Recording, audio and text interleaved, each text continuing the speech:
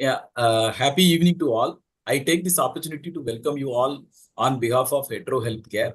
My name is Rajamanikam, working as a Senior Sales Manager of Hetero Healthcare, Healy and CNS Division for South. First of all, I am thanking you all for joining us today to discuss on the topic Cholinergic Pharmacological Management, latest update in Alzheimer's.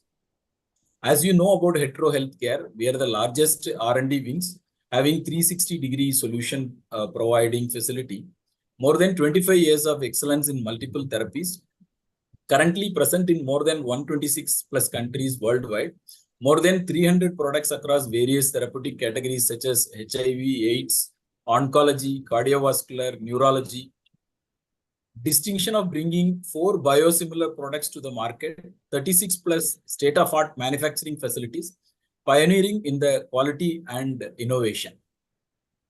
Today, we have with us as speaker Dr. G. Prasad Rao, Director, Asha Hospital, Hyderabad. His academic qualifications are DPM in Nimans, MD Psychiatry in PGAM year, Chandigarh.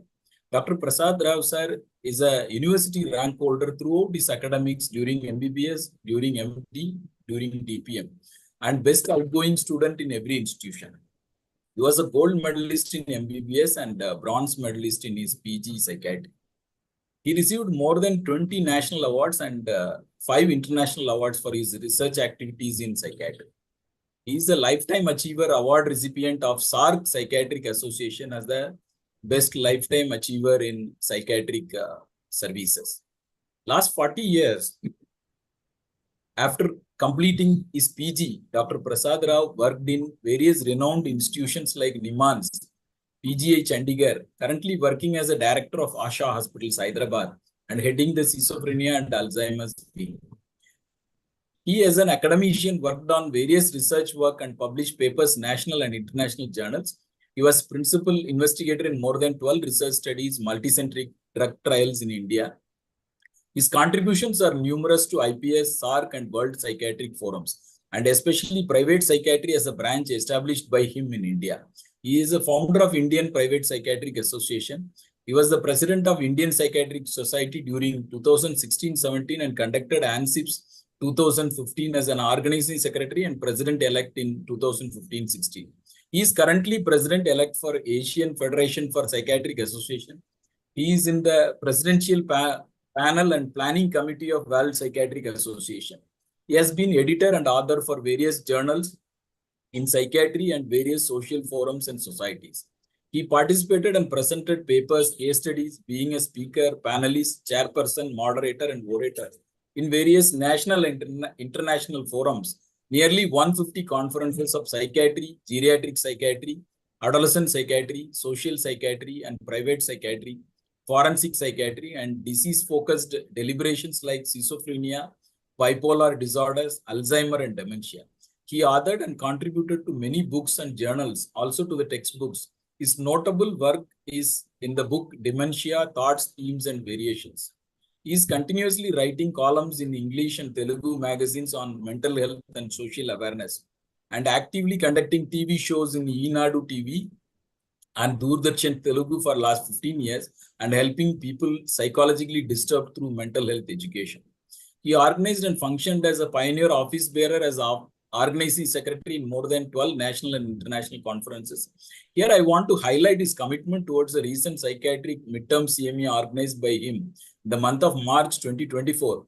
Unfortunately, he had a severe cardiac issues and undergone an angio, and he conducted the conference successfully without modifying the dates and attended the program and chaired session through online platform from his hospital room. Hats off to you, sir. Your action truly reflects your tagline, in service of Indian Psychiatric Society. Over to you, sir. We were delighted to hear from you on the topic Cholinergic Pharmacological Management, latest update on Alzheimer's. Thank you, Rajamanikim, for those wonderful words. I don't know how much I deserve, but we are committed to understanding and learning. I'm still a student. And what probably you didn't add is I'm just finishing my PhD in dementia, Alzheimer's dementia. So having said this, happy Dasara to you. Just now it's gone, and happy Deepavali, which we are going to come in the next 8 days. So all of you, I'm happy that Helion has asked me to talk on one of the subject of my heart. So may I now request Rajmanikam to present the slides. As we get prepared, I think the way I would go, I have no financial disclosures to declare. May I have the next slide, please? The core topic which I'm going to cover today is what are the real pharmacological treatments in Alzheimer's, and towards the end, I bring with the greetings from Asha Hospital, where we are running uh, not only the dementia clinic, the old geriatric psychiatric clinic, we also have a 40-bed geriatric center in which we keep the house. So, with this background, may I now request for the next slide, please? Dementia are essentially two components. Most people think that it's only memory component for which the patients come. In fact, that's not the true. Uh, in a general psychiatric practice, 70 to 80% of dementia patients come to us predominantly for the behavioral and psychological components. And yes, there are memory components too. May I have the next slide, please? I would elaborate as you see. This is one of my patients' MRI, as you can see. And can I show? This is taken at the end of 2 years, but I followed this patient for the next year. Can I have the next slide, please? And what you find is the increase of the hippocampus atrophy, as you can see. The size of atrophy, as I can show you here, hopefully the black thing here, uh, as you can see very clearly, this is how, and you can see the majority of the cortical matter is almost getting atrophied. This is a patient who is suffering for after diagnosis is the 18th month MRI, and if you can see successfully, in fact, it has thinned up in the last 3 years. This is one of my old patients whom I am following for a long years. May I have the next slide, please? Now, I would start with a bit of a difficult statement. Our diagnosis of dementia is usually too late. The reason why I'm emphasizing is patients in that age group, and dementia starts anyway after 60, 65 years. So, forgetting is generally considered as an old age phenomena. Not only that, the family is not having great demands from him regarding the memory at that point of time, him or her, and they only start visiting either a neurologist or a psychiatrist. And I'm very sure, pretty sure that they come much more to us than the neurologist for the simple reason behavioral symptoms, which I'm going to show you in the next few slides, are the predominant reason why they come to us. May I have the next slide, please? Well, this is a fascinating projection of what is likely to happen. And this is, ladies and gentlemen, from our own country. In 2015, we had roughly, and you can see the blue graph and the orange graph, and this is a projected figures. Though we are somewhere around here, and growth in numbers of people of dementia in millions in both high income countries and low income countries, low and middle income countries, seems to be not so different.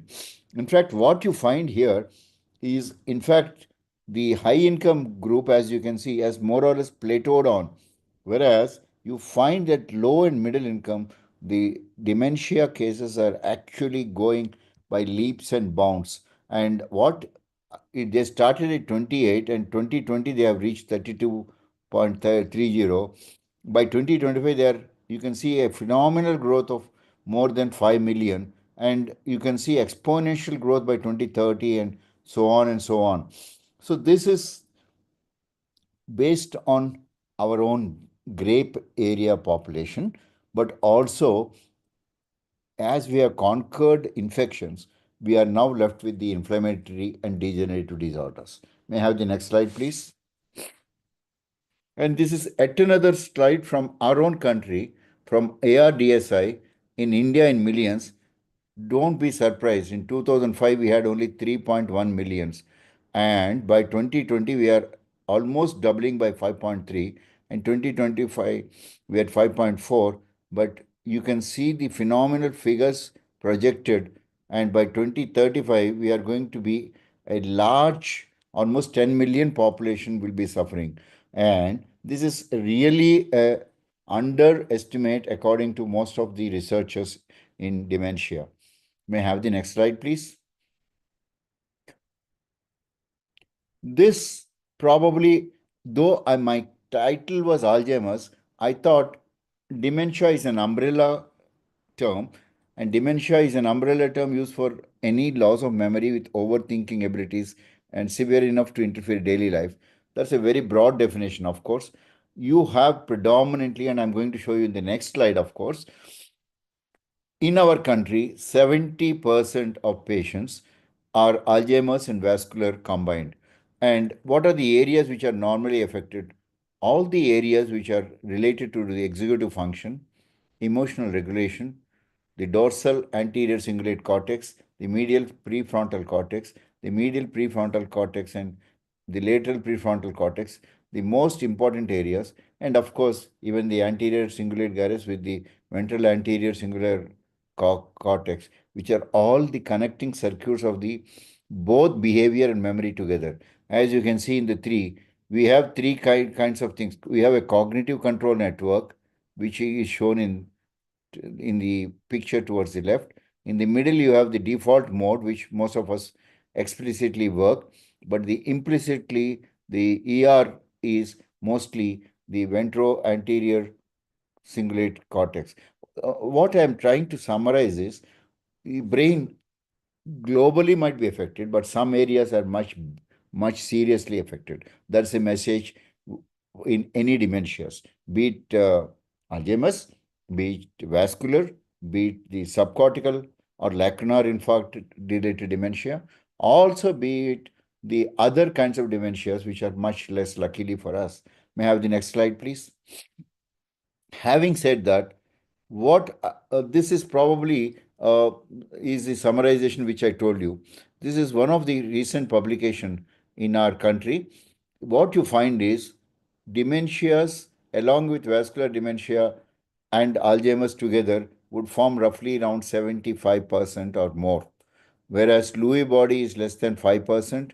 Lewy body with Alzheimer's can still be 6. So the other dementias together might actually minimize, whereas Alzheimer's with other disorders, which includes vascular dementia, Lewy body dementia, frontotemporal dementias, all, and luckily, I think we are not finding too much of an AIDS-related dementia.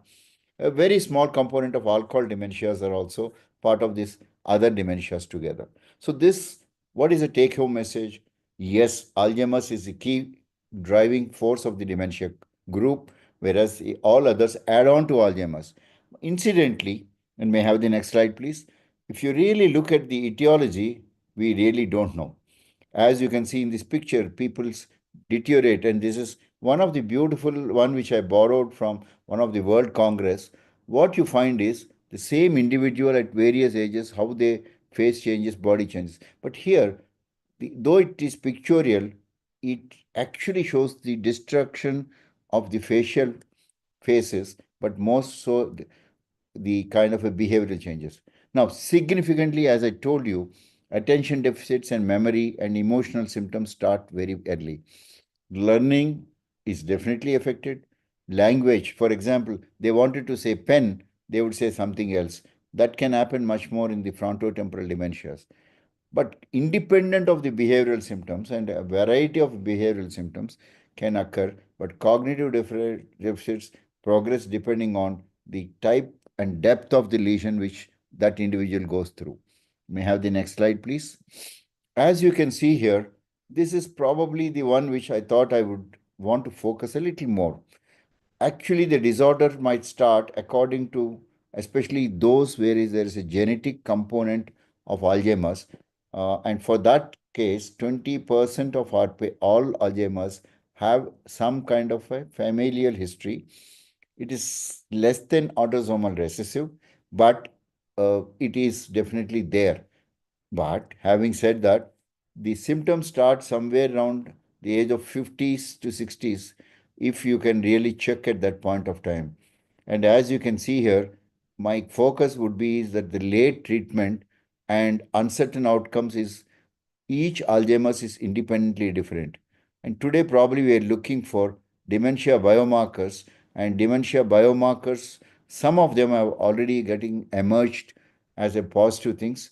But today, talk is not regarding biomarkers, but sufficient for us that saliva mediated, blood mediated, neuroimaging mediated biomarkers are going to be the certain things in the near future.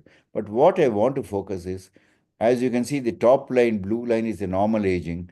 You can definitely see a deterioration, especially after 65 years. And as the age progresses, in fact, there's a dramatic drop, and that's what the graph shows. So mildly impaired might start somewhere around 60, 65, but by between 65 and 70 is the real drop. And as we progress, you get to see the lot more serious cases. May I have the next slide? Now, I just want to start my broad topic on anticholinesterase.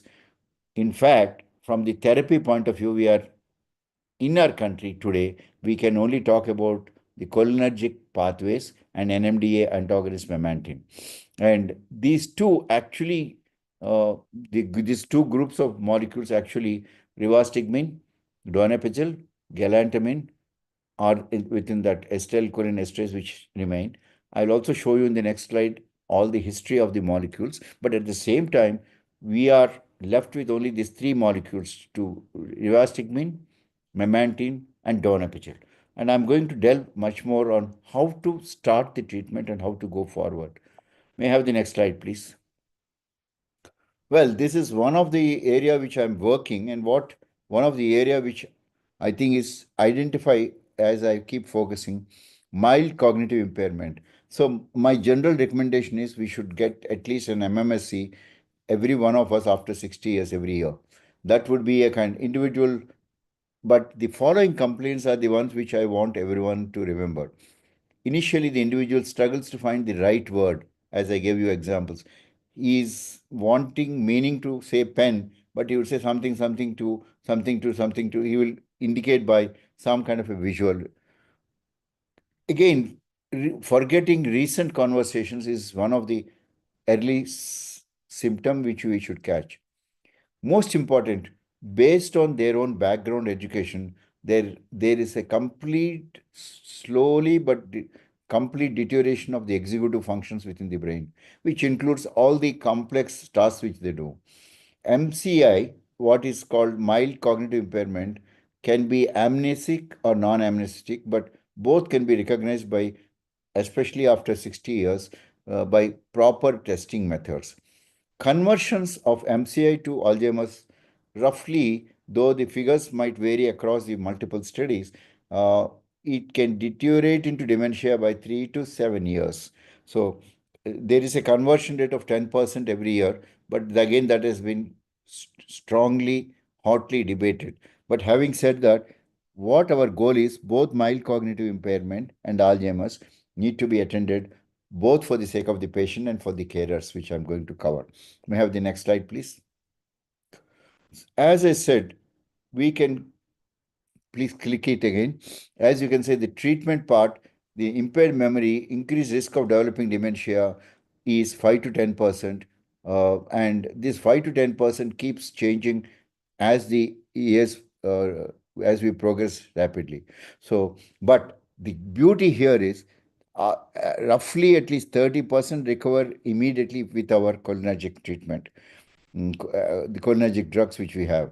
The we right now slowing the process and recovering some of the behavioral symptoms are very well established, but adding vitamins, especially folic acid, B12, and B6, and managing the diabetes, hypertension, because these are the ongoing modifying factors.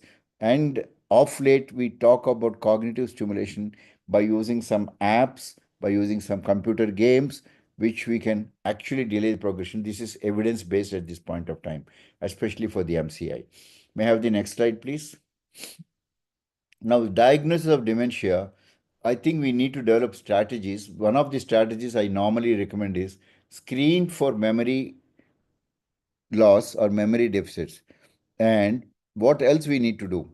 And this is probably a summary of the risk factors: diabetes, COPD, obesity, alcohol, and smoking are the five culprits. Just like in the cardiovascular and diabetes, these five risk factors actually are above 60. These are the high risk group which need to be evaluated. Of course, Down syndrome and learning disability are supposed to have a little higher, and patients with other neurodegenerative disease also have. Now I'll come to the basic molecules which are available at this point of time. And reversed, may I have the previous one, please? The next one, tacrine. Yeah. Now, this is the broad history of cholinergics, and galantamine also is broadly classified in this class. 1993, tacrine came, but one of the problem with tacrine which has to be withheld is one, the tolerance was not good, and it has to be given multiple times. The next in the line, both 1996, 97, we had one donepezil on one side and rivastigmine the other side, which have been approved by US FDA after multiple trials. And probably today, these are the two molecules which seem to have. Galantamine was introduced in 2001. Somehow it was not found to be very great. So in the end, we are left with two important molecules in our country, we among the cholinergics, donepezil and rivastigmine, and among the NMDA, we actually have only one molecule, which is memantine. Rivastigmine, when compared to donepezil, is highly brain selective. It works both for acetylcholine esterase and beta esterase together, and galantamine acts only on acetylcholine esterase and alpha 7 nicotinic receptors very mildly. That might be the reason why galantamine did not really stand up to be a great molecule in the helping of the dementia patients. May I have the next slide, please? Now, rivastigmine is a choline esterase inhibitor, and one of the beauty of this molecule obviously is it works for evidence based, of course, mild to moderate and even severe. Right now, we have data. Now, the difference is if you give orally, there are likely to be more side effects in the early stage. Whereas if you change that into a route of transdermal patch to reduce the prevalence of side effects, this is well documented over the years. And in fact, the transdermal patch, which I'm going to cover a little brief, more detail, because I think not many companies in our country have this. And the one of the reason why I prefer is because in dementia, as the disease advances, patients have difficulty in taking tablets, both not only forgetting or even the carers have to give many a time. So this would be giving just a patch per day. That would be easy. May I have the next slide, please? Going further, the pharmacology, the psychopharmacology of it is it inhibits both acetylcholine enzyme and the beta choline esterase. Now, the selectivity here from the G1 isoform of acetylcholine that predominates in the certain areas of the brain is considered to be a differential molecule among the cholinesterase. And this, relatively, if you see, among the two molecules which we are used here, rivastigmine survived the other three. For example, tacrine lost the game very early, but right now we have both rivastigmine and donepezil, and there are some interesting differences between donepezil and rivastigmine. And rivastigmine came to our country a bit late, but it is now, I think it's coming, making a comeback again. May I have the next slide, please? And this is how it works. As you can see, presynaptic coenzyme converts the choline into cholinesterase, and that passes the presynaptic to the postsynaptic. You have both muscarinic receptors and nicotinic receptors. And what this acetylcholinesterase, which metabolizes the acetylcholine, is blocked by these molecules, be it rivastigmine, be it donepezil, be it galantamine.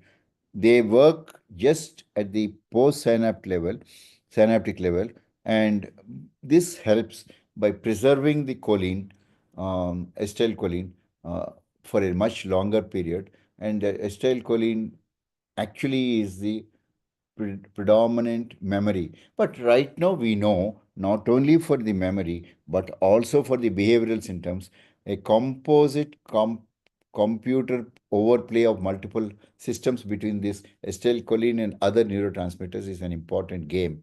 And that's why each molecule has its own unique place.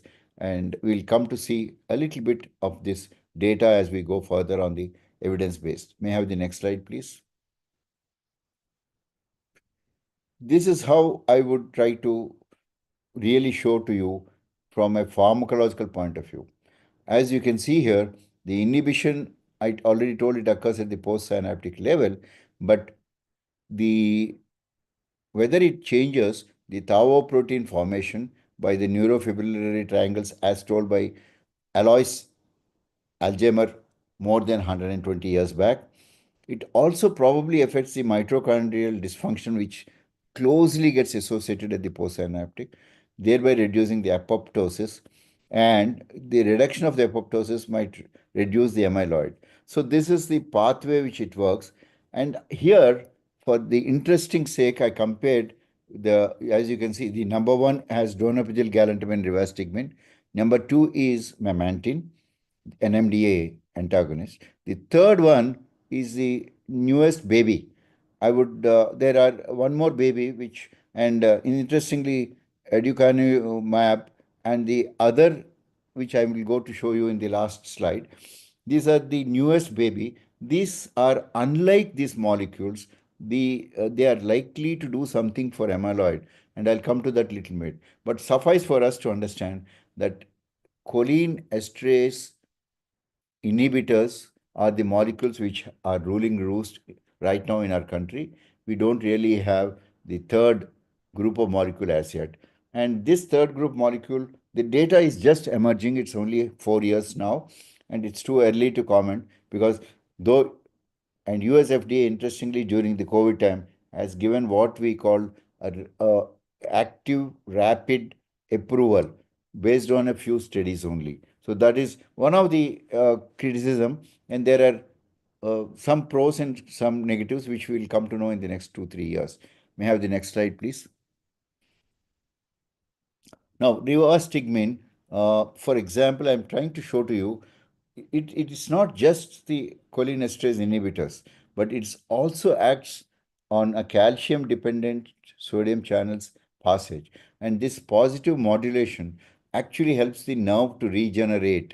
And this has been shown in multiple animal experiments.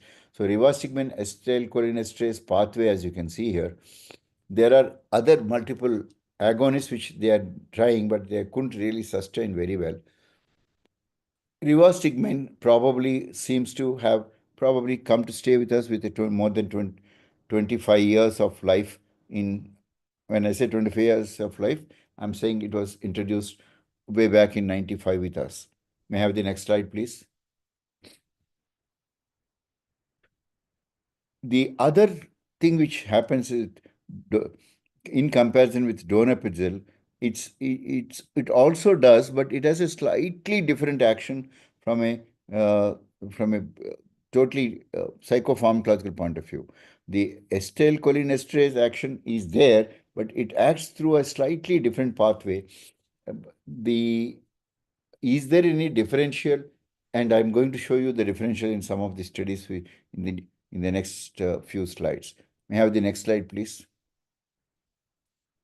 So broadly, if you want to remember, choline esters are acetylcholine, methacholine, carbachol, and but unfortunately, if you give acetylcholine, it gets metabolized in the stomach itself. So we need some kind of a things. Anticholinesterase, among them, reversible anti cholinesterase cannot be used like physostigmine, neostigmine for the very short life they have. But rivastigmine among the carbamates is probably the one which has the longest time, along with donepezil and galantamine. Among this, in that order, rivastigmine and donepezil might be more or less neck to neck, but galantamine is a little behind.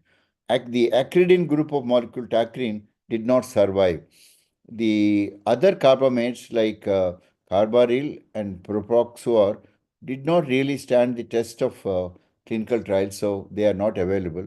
They are one of the reason mainly is because they are irreversible. So it causes a very permanent kind of a things, and it didn't really pass the you can say USFDA standards of even the first level, second level approvals. May I have the next slide, please? One basic take-home message about rivastigmine pharmacokinetics is bioavailability is quite great. Protein binding is 40%. Metabolism occurs in liver. So more often than not, most other conditions we can give without any problem. But the elimination half-life is 2 to 4 hours. So that is an issue, especially if you are giving as a tablet form. So we need to bypass this to give a long, prolonged release.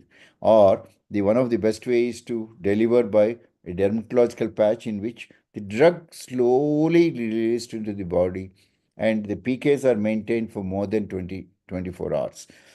In fact, it is 23 to 24 hours.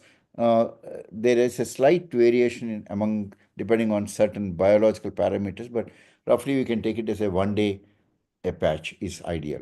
May I have the next slide, please? Now, as I talked, I was comparing these three because these are the three which is available at this point of time. Donepezil and rivastigmine. Memantine, of course, does have. You can see I'm ticking some of the things to show you the my own. I would say kind of emphasis. Certain side effects of donepezil are much higher, whereas Alzheimer's in moderate and mild and severe can be given, like in both the cases, like donepezil and all. Memantine can be given in moderate to severe. So the comparison say, but they do have significant differences across the system. Of course, cost effectiveness is one more variable which all the three share more or less. Because remember, once the diagnosis is for lifetime, we have to give any of these molecules. And it is probably in our country we are using multiple drugs together to actually maximize the effect of uh, choline, cholinergic system being activated through it, dopamine and norepinephrine and serotonergic system too. May I have the next slide, please? And high efficacy and less side effects has always been unique for rivastigmine. Cost effectiveness, initially it was used to be quite expensive, but right now, thanks to the you can say Indian innovation, we are able to deliver at a fairly affordable range, and especially the patch, which once we give the, it is kind of useful because, as I told you, most of our dementia patients do not take tablets, or they swallow and throw it out, and all these things that can be circumvented by giving the patch. And the gap is availability. The patch concept, for example, efficacy ensures definitely more than 24 hours, but as I put it very thing, at least for 24 hours it's there. So if you're delaying 1 day, 1 to 3 hours, the next day patch, still there will be some drug available and the efficacy continues. And as you can see in the picture, it's very simple. You can keep it on any part of the body. You can keep on the hand, you can keep on the back, you can keep on the thigh, depending on, or on the chest wall, and it hardly has any side effects. And I have been using it for the last so many months, and my patients and their carers are so happy because they don't need to give tablets more than 2 or 3 times for this cholinergic purpose. May I have the next slide, please? Now I'll show you the basic kind of evidence from the farm clinical trials point of view. This is one of the earliest trials, the SWAP trial, in which there was a 25-week trial in which 261 patients. Initially, the efficacy, along with the efficacy, they have tried to change from oral to the patch, especially those who are receiving donepezil to. So this is one which I thought I will show you because this is a comparison in a way from donepezil changing over to rivastigmine patch. Okay, may I have the next slide, please? And it's a randomized double blind. And as you can see very clearly, the graph is very clear. I think there's no confusion. Majority of patients receiving donepezil can be safely switched to rivastigmine without significant deterioration, neither in cognition, nor in behavior, nor in the global tolerability. So Apart from this, we have yet another trial. This is published in 2010 in Journal of Clinical Psychiatry. You know, Journal of Clinical Psychiatry is a very efficacious, very standard journal. Then there is another trial in 2014. This is, of course, 6 months, double blind, randomized, placebo controlled, multicentric trial in which the varieties here, rivastigmine capsules were compared with the patches. Because, and this is a huge study of 1195. And there are three publications from this study, and I'm quoting you just one study about this. May I have the next slide, please? And here you can see very clearly the patch which is available. There is further improvement of the Adcock trial in the top two lines, whereas the other two there is a deterioration, which is so favorable skin tolerability is one result which we found. Not only that, because probably it is maintaining a probably higher therapeutic than compared to the capsule. Here you found in these two groups a much definitely based from the baseline they improved. Of course, three groups improved, one deteriorated, the placebo. But the point here is you can see the difference between the skin patch and so the take home message obviously is probably patches are definitely more suitable. The title of the study, as you can see, is ideal, but it's not got anything to do with the result preposition. It has got to do with the acronym used in the trial. That is the dementia related study. That's what acronym. May I have the next slide, please? The yet another study is even much longer. This is yet another study, as you can say, almost 2,000 patients for 96 weeks. It's again a multi-centric, comparing efficacy, safety, and tolerability of higher dose of the patch. So this is, as you know, if US FDA has to approve, it has to go through all this pathway. So this is one pathway in which has clearly shown. And now I'll show you the slide in the next slide. May I have the next slide, please, of Optima results. And nothing different from the previous conclusion. The higher dose efficacy was they tested the pharmacokinetics also 13.3 milligrams one on a functional outcomes without compromising safety and tolerability. Incidentally, there are almost in all these three trials, there are no serious adverse events related to the drug, that is both the patch or the tablet, and nobody died because of the medicine. And most important, the tolerability was nobody dropped out because of the severe side effects. So this is the take-home message from the three important studies related to rivastigmine patches, especially. May I have the next slide, please? Now, this concept, how to apply, how to start. Now, you convert the dose, you start with the lowest dose, you actually try for a month. Then, based on the requirement, there are three doses available. You slowly but surely hike up to a better tolerable once they tolerate better. When I say tolerate, there will be initially some cholinergic side effects, which includes diarrhea and nausea as the most common side effects. Nothing much more than that. Pain, abdominal cramps, some in a very small percentage they are false, but remember in this group of patients of dementia with a multiple etiologies, the falls can need not necessarily be due to the drug side effect. May I have the next slide, please? And the practical benefit, as I keep telling already two or three times I've told, once a day application, and the caregiver who is available with the patient can just apply and go away.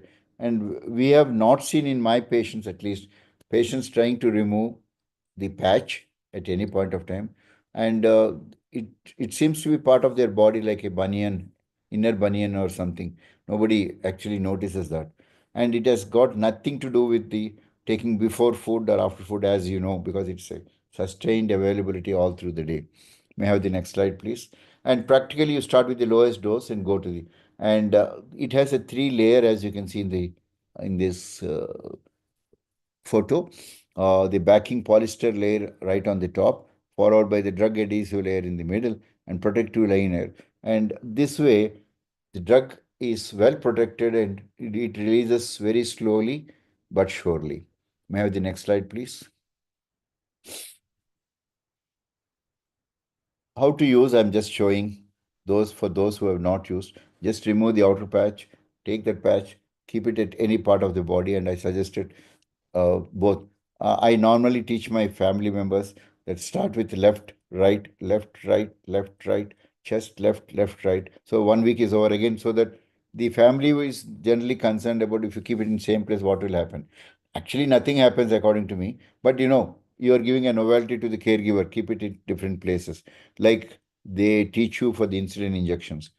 The sticky side of the upper lower back, upper arm, the chest, these are the preferable ones, apart from and this is the parts I normally recommend.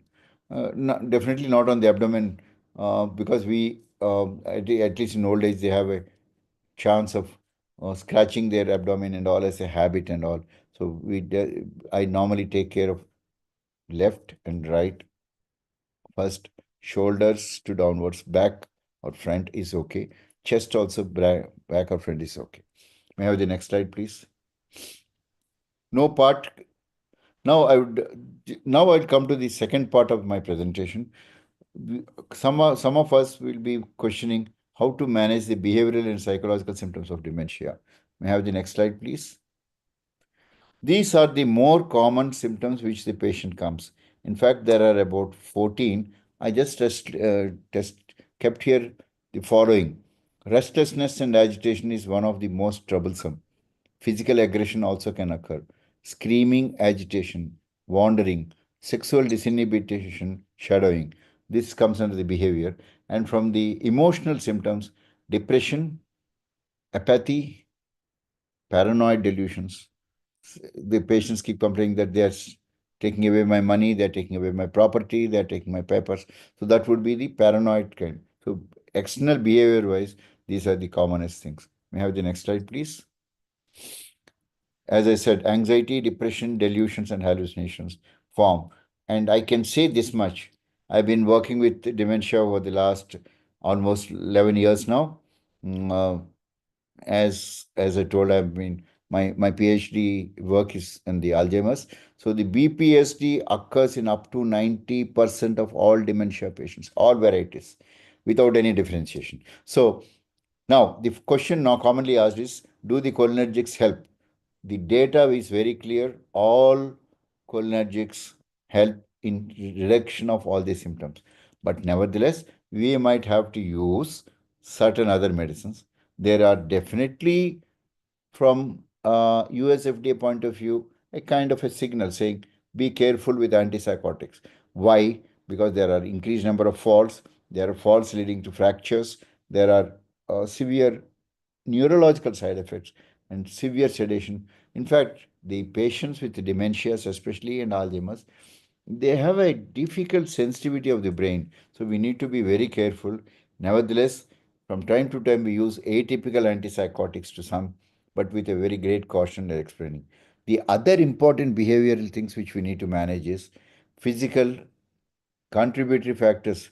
Remember, I have seen in n number of cases in which patients have been having some memory, but they suddenly deteriorated because of a physical infection, a severe acute abdominal pain, or a severe constipation. Otherwise, many a times their activities of daily life gets affected. And not to forget, most of these geriatric patients are on multiple drugs, be it anti-diabetic, be it antihypertensive, be it lipid reducing, and a variety of host of cardiac medicines, nephrology medicines, respiratory medicines. So delirium is one of the important factor which can definitely occur in Alzheimer's and any dementias. So we need to manage that separately. And many a times delirium is part of the dementia. Sometimes they present with acute delirium, which can be due to any of these above causes. May I have the next slide, please? Now, as I answered already, the cholinergics work much better in Alzheimer's and vascular disease, but in Lewy body and Parkinson's, no, they do not work very well. But at the same time, that's where, for example, today, I think in our country, just now, last this week, we have the primavaserin, which is a molecule which can be used for Parkinson's related psychotic behavior. That's very young, hardly 3 days or 4 days in our country. But low dose risperidone or low dose Qutipin or a low dose olanzapine is my choices. When I say low dose, as I said, we need to use a lot of caution in manage. And sometimes in our center, in Asha Hospital, we do deep RTMS and we are getting quite good results, especially for aggression, agitation, and severe psychosis. And yes, some of you might be interested to know that we have given ECTs in some patients, and there is some evidence for that. Now, I will show you a few, quickly run through the other studies, rivastigmine versus donepezil study. It's again a very large study, 2 years RCT, a total number of patients almost 1,000, mm, one half each in two groups. The dropouts were slightly more in donepezil group, but the cognition wise and behavior wise, rivastigmine was better in the improving the activities of daily life. That is, intent to treat kind of LOCF following using that. And one of the interesting thing is in patients above 75, especially rivastigmine, is found to be slightly more efficacious. But again, remember, these are clinical trials are very interesting and very difficult to perform. And this itself, doing 1,000 patients, and as you can see, this is published in one of the best journals, Current Medical Research, is a good article which some of you want. Here, the take-home message from my side is both rivastigmine and donepezil are good, but you need to be very choosy for some, definitely based on the efficacy. May I have the next slide, please? And as I want to summarize for each one of you, in the early stage, I normally start with low dose. I go and nausea, vomiting, diarrhea, and abdominal pains can occur in up to 20 to 30%. That is almost one third of our patients. But luckily, there is a tolerance for the gastrointestinal tract. And if you give by transdermal, one thing for sure is there is a bypassing of the gut, which leads to lesser and lesser common side effects like nausea, vomiting, and acidity. And that is my experience. Well, very few cases I started rivastigmine patch, but at this point of time, I would think both for Alzheimer's and Parkinson's plus dementia. I think this is one kind. Regarding, there are evidence in other dementias too, fairly good studies. So when I say dementias, that's why I broadly classified them as Alzheimer's with or without others, and the others actually are less than 10 to 15%. May I have the next slide, please? One of the most important is start with 4.6 milligrams per day, go for 4 weeks, then increase to 9.5 milligrams per day, go for 4 weeks, and from then onwards you can up titrate to yet another dose. In fact, you can use a combination also. For example, 13.3, you can add 4.6 patch, which would actually increase the dose if you want to increase. So up titrate based on your patient's requirement, but closely following with the caregivers how they are reacting. And dementia is a group which we need to see almost every month. And what the way I do is every 15 days I do a video consultation, which is one way of seeing and educating the patient and family. May I have the next slide, please? Now I would like to close my today's presentation because lest uh, I'm not complete in the pharmacotherapy, though I started only with cholinergics. This is the new class of molecule, what we very superficially term as disease modifying immunotherapy. I already told you about adenosine and lecanemab. Both these molecules, one was approved in 2019, one is approved in 2022.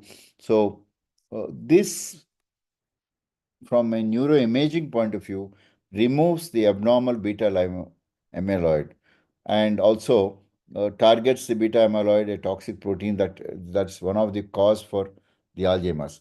But as I said, this is very young babies. Uh, there are hardly three studies which have been published for both each, three each for both these studies. And with the first two studies itself, US FDA gave a what fast track approval, but I think these two molecules have to be followed. May I have the next slide, please? These are not currently available in our country. So as of January 5, 2022, there are almost 143 agents at various stages of trial. In fact, the next week I am this 22nd, I'm having a meeting of BML molecule, which I'm going to do. I'm a lead investigator in this country. Uh, like that, there are lot of molecules which are likely to come. Ladies and gentlemen, the symptomology improvement of behavioral symptoms and cognitive improvement is our goal, and also giving a kind of a support to our patient's family. May I have the next slide, please? Now, when I say this, I normally close my lecture on dementia with these two important things. Remember, being with the family, targeting the carers is the most important, because carers are the maximum sufferers, and we actually spend. I run twice a month carers meeting in our hospital, calling all the carers. Usually, a huge 30 to 40 carers will come and join. They actually share between themselves simple tips of how to improve the quality of their patients, and also sharing, because it's a shock to the family members that previously a very brilliant people, nice people have now deteriorated in behaviors. So it is important that we need to conduct these care meetings, both mostly for carers, but also I also include the dementia persons as well. So norm pharmacological interventions, and I also want to add quickly uh, deep RTMS, which we are using, seems to be one of the option right now. But let us wait that we might get much better things in that area. May I have the next slide, please? So this is our group of our patients. Uh, what we do in our hospital. Activity center, we have a day center in our Asha hospital where patients come. There are trained people who actually work with the families of these people, and sometimes as a group, sometimes as one person.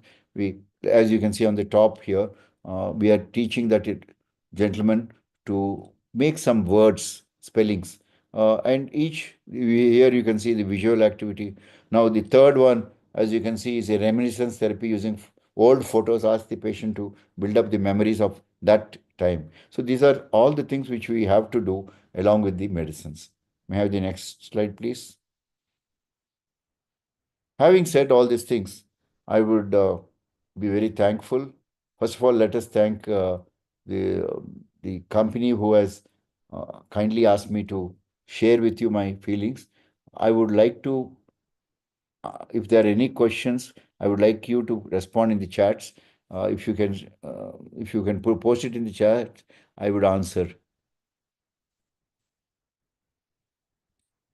I think Srinivasan Balasubramanian has asked, Namaste, sir. Adverse effects, local and systemic, of this molecule.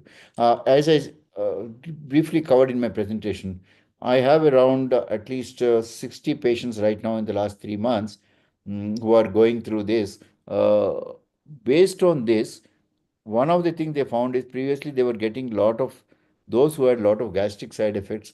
They actually are not found at all with this patch, and hardly anyone discontinued. In fact, the whole family is happy because, one, very ease of administration, just keeping a sticky plaster on the body. I only educate them how to go about, and I think each one of you can do that. The I don't really have a long-term experience, so maybe my experience is limited. But uh, common sense, practical common sense tells us that rivastigmine, once it's tolerated, it's a usually donepezil, memantine, and rivastigmine among the molecules, which is probably the largest used molecules in our country, seems to have a good tolerance to the side effects as we keep using. And long-term effects, there are no cardiac, there are no renal, there are no probably metabolic. So this I'm sure about it. Of course, we have to manage the systemic disorders which the patients already have. But these drugs do not cause, unlike, for example, olanzapine, which can induce diabetes, etc. Any other questions I would request you to put? I'm sorry I didn't inform right in the beginning, but or I would ask There is one Rajmanikyam to query. collect the questions. We will definitely send to you as Yeah. soon as I get the answer, your questions. Yeah, one more question, sir, from Dr. Deepak Kumar Sharma. What Yeah, are the adverse effects, local and systemic, of this molecule? yeah. Rivastig I think I did Prasad. just started, but local by this patch, there is no rejection. No patient in my 30 patients, I can talk about the experience who are just following for almost, you can say 90 months now. I mean, 90 patient months. They're good. They're good. Now, adverse effects when compared to the tablets, definitely both nausea, diarrhea are hardly there. In fact, when I switched over from donepezil to rivastigmine patch, in a few cases initially moderate and severe, one of the reason why because the patients were not swallowing the tablets, the family became quite happy within a month time. So, take home message is side effects wise, patch is slightly definitely different from cap. I have not used rivastigmine. I used the initial when Johnson came. I used for a I have used Tacrine, I have used Rivastigmine. At the time, we used to give 3 or 4 times. One of the advantage of this patch is giving only one time per day. At that time, we used to give 3 times per day because half lifetime and all. I used to titrate it by morning 7 o'clock, afternoon 11 o'clock, evening 4 o'clock. Considering that in the night they don't need it because that used to last for about 16 to 17 hours. That kind. But patch works for 24 hours, so that is good. Systemic side effects, as I already told, encountered nothing worsened over the period. So I would just, I think I might wait for another 6 months. If Radhamanikam wants me, I'll again talk to you on this, collecting more and more patients. We will really love to have another session also with you, sir. If there is a query from the group, that also we will address the next time. And with the latest advancement, we will be definitely discussing, sir. And it is a very thoughtful and very big thing you have concised and given us in this stipulated time of 55 minutes, sir. Thank you so much. You have shared your experience, and on behalf of Hetero, for your valuable time, you prepared everything and kept and given us as a juice of it, of your experience of 40 years and your knowledge on this particular special area. Thank you so much with the deep gratitude to attend, sir. Thank you, Raj. Thank you. Thank you, Raj. And I would ask you to go reach out to them, all the people, Devendra and the Yes, sir. team, that anyone has any questions, you can collect and send me by mail or through you person. I'll I'll try to reply to the best of my knowledge. Yes, sir. Sure. Thank you, sir. So thank you very much, sir. Once again, I Yeah. think a very enriching experience you're sharing to all clinicians across the India and many